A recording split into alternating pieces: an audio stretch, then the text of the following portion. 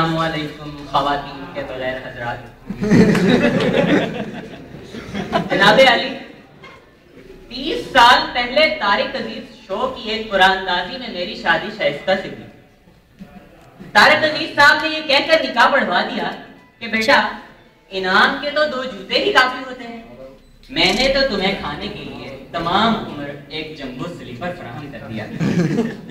सज्जन जी वकार, शाइस्ता अगर कोई काली मोटी ढेंगी और बेढंगी होती तो मैं बर्दाश्त कर लेता, मगर वो तो अमेरिका निकली। अमेरिका का नाम आया है इसलिए एक दफा हाथ चूम ली। अमेरिका कनस्तर बम मारता है तो शाइस्ता खुद एक कनस्तर। अमेरिका तो डर्टी बम मारता है, शाइस्ता डर्टी सैंडल। अमेरिका को उसामा बुरा लगता है, मेरी बीवी को मेरी माँ। अमेरिका का छोटा भाई इजराइल है तो मेरी बीवी का छोटा भाई मौत का फरिश्ता इजराइल है। सज्जन जी वकार, शादी से पहले मैं 80 किलो का था, अब 800 ग्राम करेंगे। शादी से पहले जहां निकलता था लोग कहते थे ये मर्द है, अब जहां निकलता हूँ लोग कहते हैं ये मर्द है। शाइस्ता छोटी मोटी काली और इतनी काली के वेस्ट इंडीज वाले उससे वीजा भी नहीं मांगते। एक दिन शाइस्ता का टकराव सुहेल बड़ाइच से हो। सुहेल बड़ाइच जो के सवाल जवाब के बड़े शौकीन हैं, शाइस्ता से फौरन सवाल कर बैठे, आप तो वो पहले खातून है कि जिनका रंग उनके बालों से ज्यादा काला है, अब भी आपका दावा है कि आप इंसान हैं, क्या ये खुला तजाद नहीं? जनाबे अली, उससे पहले सुहेल बड़ाइच के दांत नजर आया करते थे, लेकिन उस इंटरव्यू के बाद सुहेल बड़ाइच के दांत नजर आने के लिए बचे ही। सज्जन जी वकार, मैं ख़वातीन से मुताल्लिक गुफ्तगू करते हुए बहुत घबराता हूँ, क्योंकि ख़वातीन मेहनती भी होती हैं और ताकतवर भी। मेहनती इसलिए कि दुनिया की सिर्फ 1% ख़वातीन खूबसूरत हैं, बाकी अपनी मेहनत से बन जाती। ताकतवर इसलिए क्योंकि हजारों साल पहले अरब लोगों ने अपनी औरतों को जमीन में जिंदा काट दिया और आज हजारों साल बाद उसी जमीन से तेल निकल रहा है। चीचावतनी के तमाम कॉलेजेस में एक मुश्तरक मसला गैर मखलूक निज़ाम तालीम का है। हमारे अहबाब जब कभी एकेडमी या राह चलते सिंफ नाजुक को देख लेते हैं तो उसके पास ऐसे टिकटिकी बांध कर देखते हैं जैसे ANP वाले कालाबाग डैम को देखते हैं, जैसे भूखी बिल्ली चूजों को देखती है, जैसे मुस्तफा कुरैशी टपाल की मशहूरी में ठा कहने के बाद जैसे शेख रशीद आने वाली एक्ट्रेस को देखता है, जहां पर इन खवातीन से बात करना, इनसे मुलाकात करना और इनसे अच्छे रवैये की उम्मीद करना इसी कदर मुश्किल है जितना मुश्किल सैयद नूर की फिल्म से साइमों को निकालना या फिर जरदारी का अपनी कमाई से हलाल को तलाश करना। इसीलिए मुझे शिकवा है अपने उन रहनुमाओं से कि रोशन ख्याल, फरजाना राजा और कश्माला तारीख के होते हुए भी हमारी मायूसी अभी तक चुकी है। यहाँ एक अहम अलमिया ये भी है कि एकेडमीज में या दीगर चलने वाली खवातीन जो हमारी नजर से गुजरती हैं वो उनमें से अक्सर इतनी पुरानी होती हैं कि जितना पुराना हमारा रेलवे का निजाम।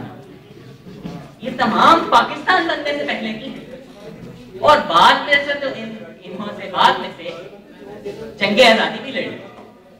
इनकी इसी पोसीदगी पर एनिमल रिप्रोडक्शन के डिपार्टमेंट में तहकीक हो रही है।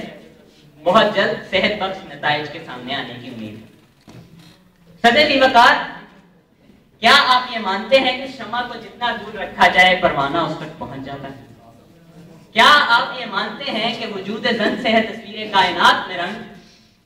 क्या आप मानते हैं कि फूल की नजाकत का एहसास उसे छुए बगैर नहीं हो सकता? तो फिर आप क्यों प्यासे को पानी, भूखे को खाने और मछली को तालाब से दूर रखते हैं? इन्हीं दुखों की वजह से हमारे यहाँ के फारिग तहसील नौजवान इस्लामिक इंटरनेशनल यूनिवर्सिटी छोड़कर पंजाब यूनिवर्सिटी में दाखिला ले लेते हैं। सदर वकार, इतना ही रांझे से और सोनी माहीवाल से मिलने के लिए नहीं तरसती जितना हमारे घरों की टूटियों से निकलने वाला पानी हम स्टूडेंट के जिस्मों को छूने के लिए तरसता है। नहाने की बजाय हर कोई सुबह ये गजल पढ़ रहा होता है, मैं कपड़े बदल के जाऊं कहां, मैं बाल बनाऊं किसके लिए। वकार हमारे जहनों में कई ऐसी बातें हैं कि जिनकी आज तक हमें समझ नहीं लगी। मसलन हमारे कॉलेज का रास्ता हमेशा छप्पड़ों से होकर क्यों जाता है।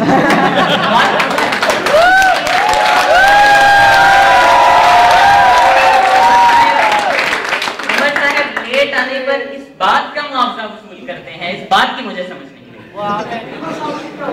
महमूद साहब जो बदकिस्मती है मौजूद नहीं है, उस वक्त ही क्लास में क्यों आते हैं जब एयर कंडीशनर चल रहा होता है। और बुजुर्ग तो कहते हैं कि औरत को सर पर सवार नहीं करना चाहिए, मगर हमारे कॉलेज की खवातीन हमारे सरों से 8 फुट ऊपर क्यों रखी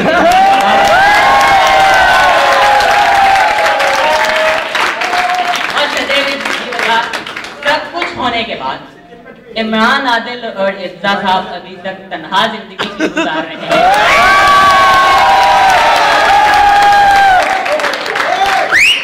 और एक आखिरी बात, अक्सर शादीशुदा लोग इस खुशफहमी का शिकार हो जाते हैं कि उनके काम पर जाने के बाद उनकी बेगम बहुत उदास हो जाती है। इसी खुशफहमी के शिकार एक शख्स की कथा है। मैंने जब बेगम से पूछा अपने घर जाने के बाद कैसे कटता होगा तेरा दिन मेरे चले जाने के बाद, बहुत नादां हो के पहले घूर कर देखा मुझे, बहुत नादां हो के पहले घूर कर देखा मुझे, फिर ये बोली आंसुओं को आंख में लाने के बाद, सांस इत्मीनान का 2 दफा लेती हूँ मैं, सांस इत्मीनान का 2 दफा लेती हूँ मैं, एक तेरे आने से पहले एक तेरे जाने के बाद।